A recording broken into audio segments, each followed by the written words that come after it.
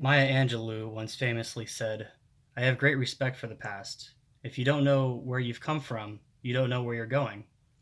I have respect for the past, but I'm a person of the moment. I'm here and I do my best to be completely centered at the place I'm at. Then I move forward to the next place.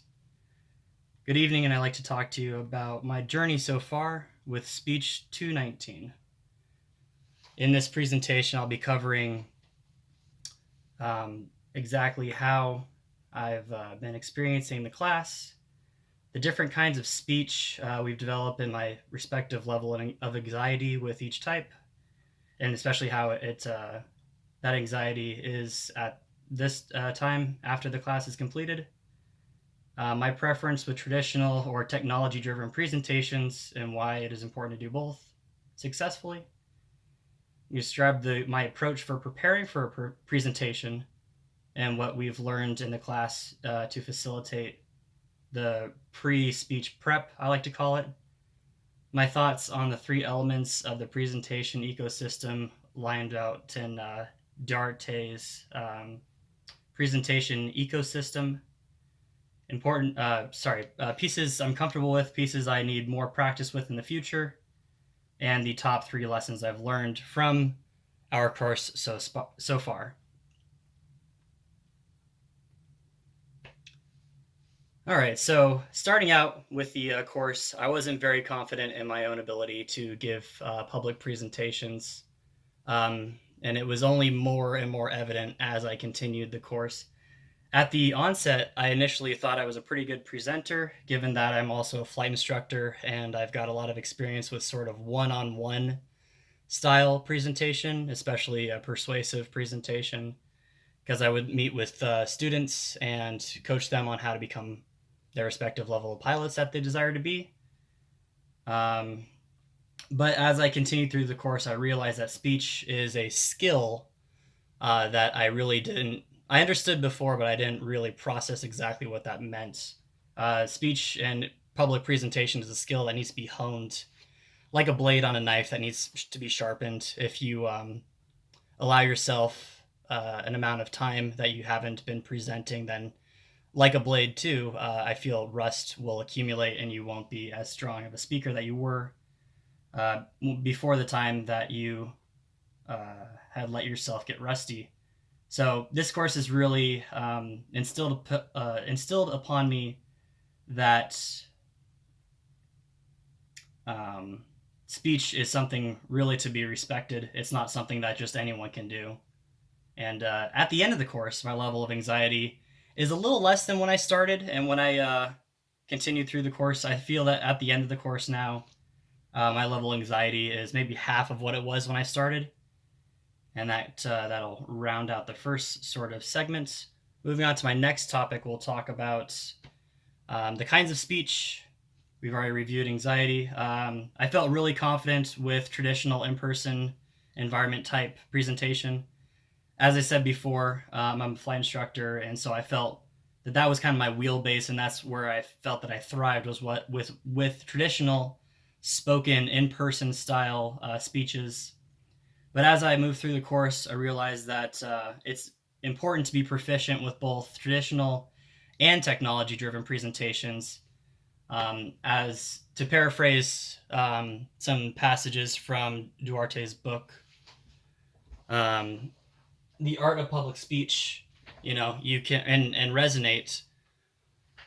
It's important to be able to give speeches to the liking and to the style of your audience. You have to hear the room. You have to make concessions for them because you're not going to be able to resonate if you just give one kind of standard kind of style presentation, especially if that style presentation is only verbal. As we know, many verbal communication makes up something like 10 to 15% of all communication. So yeah, the it's very important to be successful with both traditional in-person environment and technology-driven presentations. And moving on into the future, I'm going to be honing my ability to more comfortably and more successfully give both types of speeches. being a versatile presenter. So, like we were just talking, it's important to be able to do both successfully. And now we'll be discussing um, my approach to preparing for a presentation. Earlier, before I started the course, my presentation might have been like, look up a regulation and then meet with a student and give them a speech essentially on the importance of said regulation, how it kind of influences us or impacts us in flying, and then we go have a flight and I demonstrate it. But now I realize that after Speech 19, you really have to set aside a lot of time to prepare for a presentation. Regarding the regarding Duarte's presentation ecosystem, they mentioned that you have the message, you have the visual story, and you've got your delivery. And if there's a breakdown in any one part of those things, your audience isn't going to fully understand what you're trying to tell them. So I feel that preparation is key, especially when realizing that if any one of those things deteriorate, your message, you can essentially say goodbye to your message because it's not going to be absorbed well by the audience.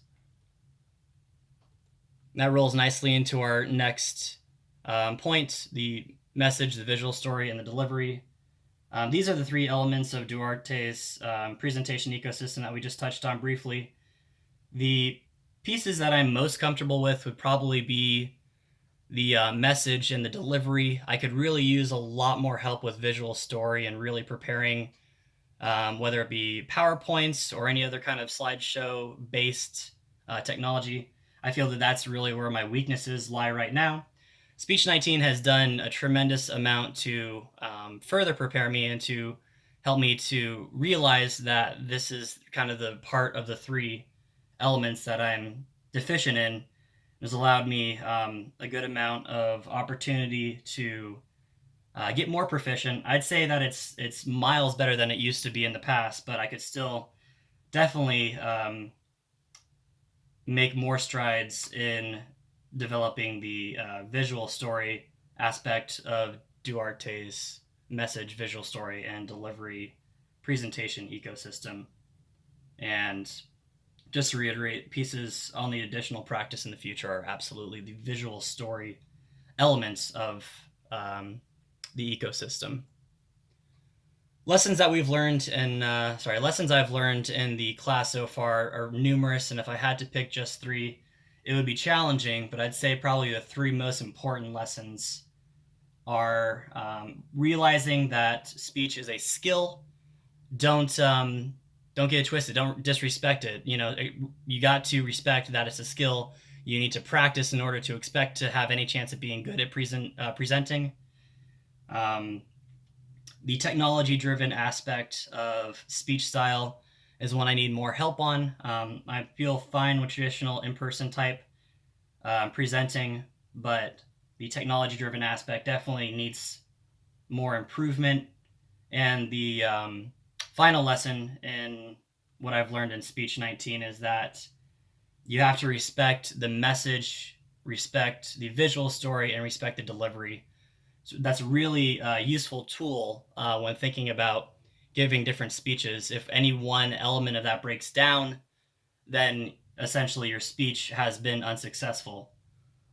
And in conclusion, for this narrative assignment, we've discussed types of speech, my current level of anxiety with each, the importance of being able to give a speech from a traditional standpoint in person versus technology driven. They're both important to be able to accomplish successfully. My approach in preparing for a presentation, why the preparing is important. Elements about Duarte's presentation ecosystem being the message, visual story, and delivery that are all important, and we've talked about the three most important lessons I've learned in the class. Thank you very much, and hope you guys have a good semester. Good night.